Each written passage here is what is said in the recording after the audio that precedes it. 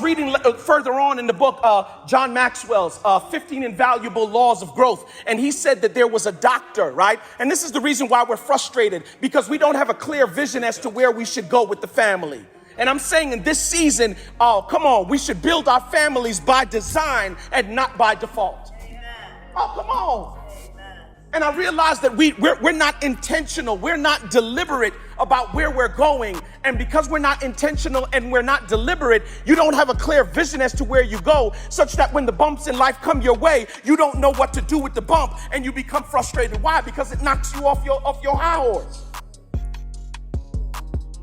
I was reading, and Dr. Maxwell, he is a plastic surgeon, and they started doing some research about, a physical appearance and how it affects success in a number of different areas. And what Dr. Maxwell said is that the brain can't tell the difference between a synthetic thought and a thought that's real, providing that the synthetic thought is detailed, it's real, you can smell it, you can taste it, you can feel it as though it already happened.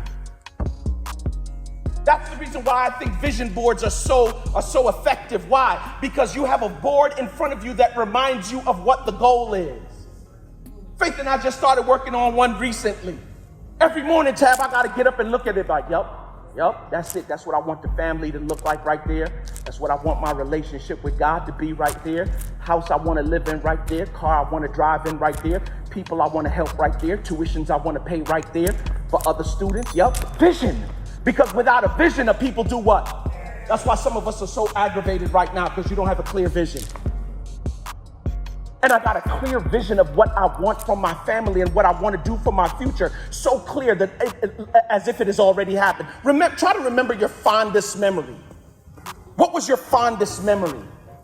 It could be 5 years ago, 10 years ago. You remember it as though it was yesterday. You can remember the smells. You can remember the tastes. You can remember the feelings. You can remember the atmosphere. And I'm telling you that if some of you start putting a vision in your head as to what you want your relationship with Christ to look like, oh, come on, somebody. Because wherever the mind goes, the energy flows. Oh, come on, somebody. The Bible declares that whatsoever a man thinketh, so is he. And our families are in the position that they are because we don't have a clear vision as to where we want to go and what we want to do with our families. Imagine what this church would be like if all of us were as clear as we were about some of the other things that we love in this life. If we were as clear as we were about Game of Thrones.